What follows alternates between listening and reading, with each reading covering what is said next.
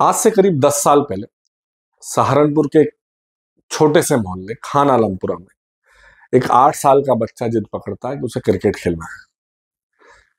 अपनी बात पहले माँ से फिर बाद में पिता से बताता है कि उसे क्रिकेटर बनना है। माँ बाप थोड़े हैरान हो जाते हैं, इतना छोटा सा बच्चा कितनी बड़ी बड़ी बातें कर रहा है। ये भी सोचते हैं कि उन्होंने सोचा कि ये सारे भाई बहन जो और हैं सब पढ़े लिखेंगे तो उनके जो गुर्बत के संघर्ष के दिन है वो खत्म होंगे। पिता टैंकर चलाते थे, जो तेल सप्लाई टैंकर पेट्रोल पंपों पर करते उसके चालक थे। बच्चे को मना करते हैं, ये भी समझाते हैं कि इसका जो खेल का खर्चा है वो कैसे उठाएंगे, लेकिन बच्चे की जिद के आगे माँ का दिल पसीज जाता है और अपने बचाए हुए 1100 रुपए वो बच्चे के साथ जाके पूछती है कि अगर उसको बैट खरीदना है तो उस बैट खरीदने के लिए दे देती है। यहीं से कहानी शुरू होती है उस खिलाड़ी की जो आज भारत के अंडर 19 टीम का कप्तान है और जिसकी कप्तानी में भारत के जो कोच रहे राहुल द्रविड़, उनका बेटा समित द्रविड़ खेलेगा। पर कहानी इतनी भी नहीं है। इसके बाद जब वो जो सरकारी स्टेडियम होता है हर जिले में, वहां खिलाड़ी का मैंने नाम अभी तक आपको बताया नहीं, लेकिन खिलाड़ी का नाम है मोहम्मद अमान।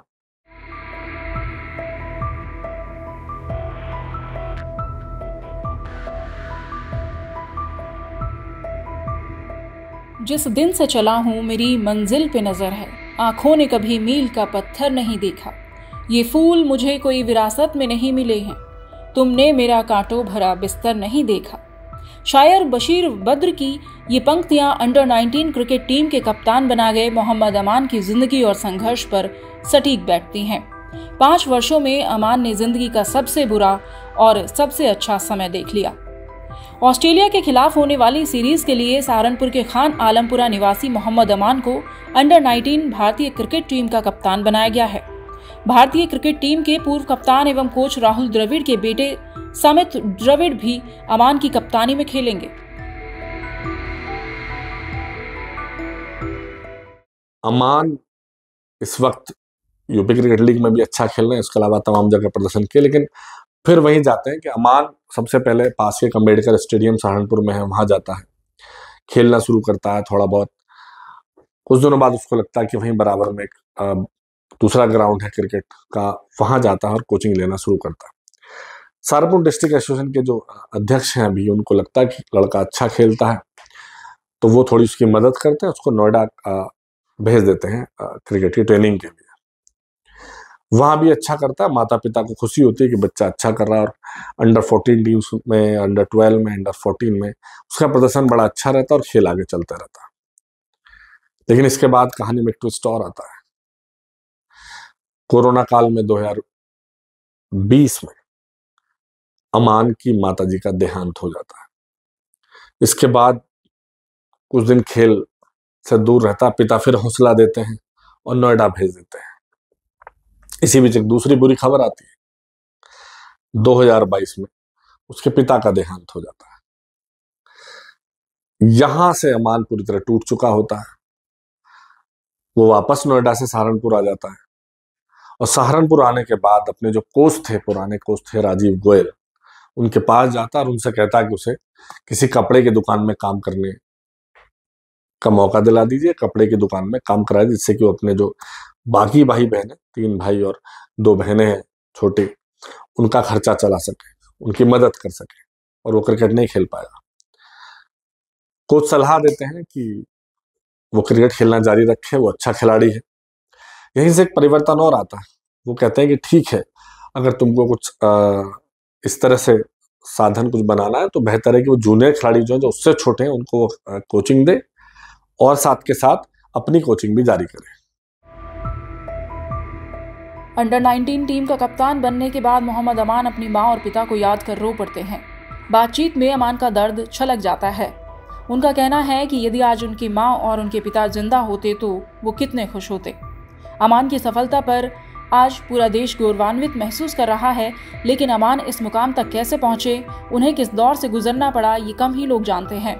पहले 14 साल की उम्र में कोरोना काल में मां साहिबा को खोने के ठीक 2 साल बाद पिता मेहताब का साया भी सिर से उठ जाने के बाद किसी के लिए भी संभलना बेहद मुश्किल था।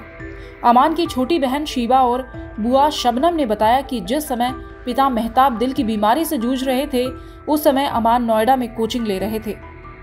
पिता की मौत से 2 दिन पहले ही अमान नोएडा से लौटे थे।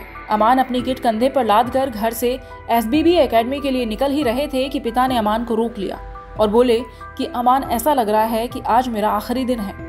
अमान ने सोचा कि शायद उसके पिता मजाक कर रहे हैं और उन्होंने जवाब देते हुए कहा कि यदि आखिरी दिन है तो क्या कलमा पढ़वा दें। इस पर पिता ने हामी भर दी।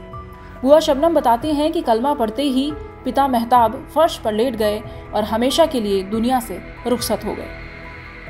अमान कहते हैं कि यदि उनके माता पिता आज जीवित होते तो उनकी इस कामयाबी पर उन्हें बेइंतहा खुशी होती। इस समय हम खान आलमपुरा में मोहम्मद अमान के घर पर हैं और यह मोहम्मद अमान का घर है। माता पिता उनके नहीं है, लेकिन उनकी बहन और बुआ यहाँ पर रहती हैं। बुआ उनके बहन भाई की देखभाल करती हैं। आइए हम बात करेंगे। कैसे हैं आप? क्या नाम है बहन आपका? मेरा नाम शिवा है। शिवा, आप अमान से बड़ी हैं छोटी हैं? मैं अमान से छोटी बहन हूँ। छोटी बहन। तो अमान के बारे में पता होगा आपको, क्या अमान ने क्या अचीवमेंट हासिल किया है? अमान ने बहुत प्राउड फील करा है हम सबको। बहुत खुशी है, बस मम्मा पापा नहीं हुआ तो दुख होता। आप बुआ हैं उनकी? जी, मैं बुआ हूँ। तो जब से माँ बाप का साया उठा, आप यहाँ पर उनके बहन भाई की देखभाल कर रही हैं? जब वो नहीं होता तो ये मेरे पास ही रहती है। भाई अकेला छोड़ नहीं सकते, लड़की है और छोटे भाई हैं 2। जी। आप उनके पड़ोसी हैं, क्या नाम है आपका? आमना। आमना, आप अभी बता रहे थे उनकी अम्मी के बारे में कि जब अमान की एक नाम भी अखबार में छपता था, वो क्या करती थी? वो दिखाती थी कि देखो मेरे पूरे का नाम भी आज तक रखी है उन्होंने। अच्छा, अम्मा कटिंग संभाल के रखती थी सारी? तो उसके दादा भी, पापा भी उसके सबको दिखाते थे कि ये उसका आज उसमें आया फोटो पूरा, मतलब आज भी रखे हुए हैं उसके फोटो ऐसे ही उन्होंने, जो उसकी कटिंग संभाल के। लेकिन नहीं देख पाए, बस ये सबसे बड़ी दुख की बात है कि बच्चा भी खुद ये बहुत अफसोस करता है कि मेरे मम्मी पापा में से कोई सा भी नहीं था जो मेरी इस खुशी में शामिल होता। लेकिन यहाँ अल्लाह का शुक्र है, भाई बहन भाई हैं उसके, हम भी हैं और उसने खुद ने बहुत मेहनत किया, बहुत अच्छे। आप उसको देखोगे ना, वो इतना अच्छा है, मतलब जो उससे पहली बार मिलता है ना, वो उसका मतलब समझता है कि बच्चा कुछ है इसमें, इतना मतलब अच्छा है वो। घर में सबसे समझदार और सबसे इंटेलिजेंट है भाई। तो मतलब माँ बाप के जाने के बाद जो घर में आर्थिक तंगी भी आई होगी, उसने संभाला हर तरह से परिवार को। संभाला उसने घर परिवार को, बहन भाइयों को, हमें भी देखता है, अपने दादा को, सबको। आप अभी एक किस्सा बता रहे थे कि जब उनके फादर की डेथ हुई तो अमान एकेडमी जाने वाले थे। अमान एकेडमी जा रहा था तो उसके पापा कहने के मैं कहने की चलो डॉक्टर के चले हमारे साथ, दिक्कत हो रही बराबर में। जी इमरजेंसी है। तो मैं हम सब खड़े थे, हमने कहा चलो इमरजेंसी ले जाए दिखाने के लिए। वो कहने लगा नहीं, मुझे ऐसा लग रहा है जैसे मेरा टाइम आ गया। तो वो कहने लगा नहीं पापा तुम बताओ, मैं छोड़ के पहले तुम्हें लेके चलना। तो कहने लगा नहीं बेटे, मुझे ना ऐसा लग रहा, मेरा तो टाइम, हम बात ही कर रहे हैं। तो उसने कहा अच्छा अगर टाइम आ गया तो फिर कलमा पढ़ोगे तुम? क्या? हाँ मैं कलमा पढ़ूंगी। कलमा पढ़ा उन्होंने और एकदम नीचे लेटे और ये जाओ। जिस दिन पापा का इंतकाल हुआ उससे एक दिन पहले ही अमान आया था घर, नहीं तो वो बाहर ही था। और तब भी उसकी प्रैक्टिस चल रही थी बाहर नोएडा शायद, तब वो बाहर ही था। पापा के इंतकाल से एक दिन पहले ही आया था। अच्छा हुआ कि वो आ गया था, मतलब देख लिया। हाँ, नहीं तो वो था नहीं, पापा बीमार रहे तब बीच बीच में आता था, पर लेकिन तब भी उसे बाहर ही रहना पड़ रहा था जब बीमार थे पापा। उसी दिन वो आया था पापा से एक दिन पहले, और तब भी एकेडमी जा रहा था, जाने के लिए तैयार खड़ा था बिल्कुल।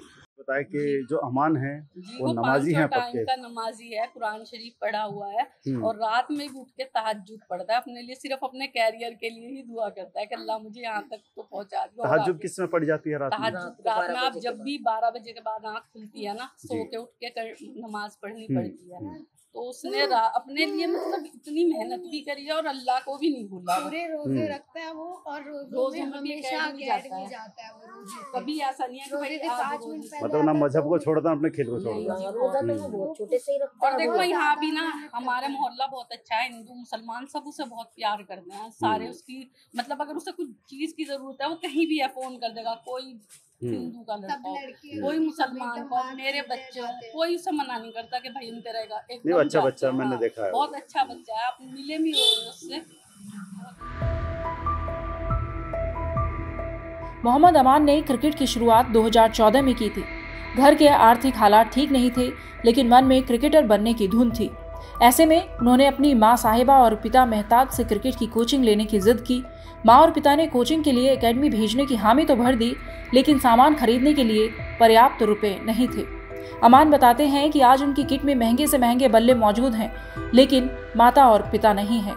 उन्होंने बताया कि मां का दिलाया हुआ वो बल्ला उनके लिए आज भी सबसे कीमती और खास है, जिसे मां ने 1100 रुपए में उनके लिए खरीदवाया था। मोहम्मद अमान ने अपनी कामयाबी का सबसे बड़ा श्रेय सहारनपुर डिस्ट्रिक्ट क्रिकेट एसोसिएशन के चेयरमैन मोहम्मद अकरम को दिया, जो उनके अभिभावक के तौर पर हर कदम उनके साथ खड़े रहे। साथ ही वो अपने कोच राजीव गोयल को भी नहीं भूले। मोहम्मद अमान के क्रिकेट करियर की शुरुआत सहारनपुर के भूतेश्वर क्रिकेट ग्राउंड से हुई। यहाँ राजीव गोयल से उन्होंने क्रिकेट की शुरुआती कोचिंग ली।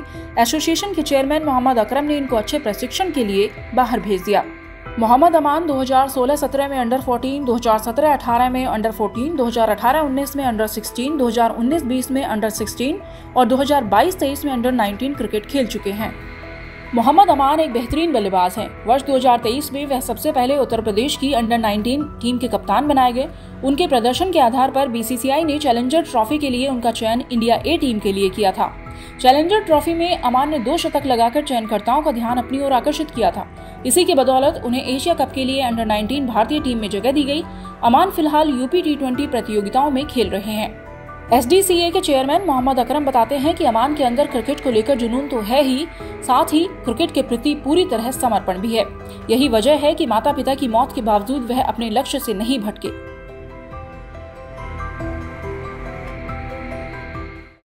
इसके बाद अमान ने पीछे मुड़कर नहीं देखा, तमाम अच्छा प्रदर्शन किया और आज भारतीय अंडर 19 टीम के कप्तान के तौर पर उनको चुना गया है। और मैंने कहा कि एक बड़ी बात यह है कि जिस टीम के वो कप्तान होंगे, उस टीम में जो भारतीय क्रिकेट टीम के कोच रहे हैं राहुल द्रविड़, बड़े खिलाड़ी हैं, द वॉल के नाम से जाने जाते हैं, उनका बेटा समित द्रविड़ भी खेलेगा।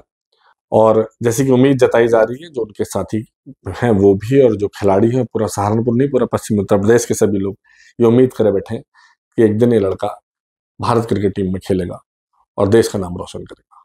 अगर आप ये वीडियो YouTube पर देख रहे हैं तो हमारे चैनल को सब्सक्राइब करें और बेल आइकन को दबाना ना भूलें। अगर आप Facebook पर ये वीडियो देख रहे हैं तो हमारे पेज को लाइक करें।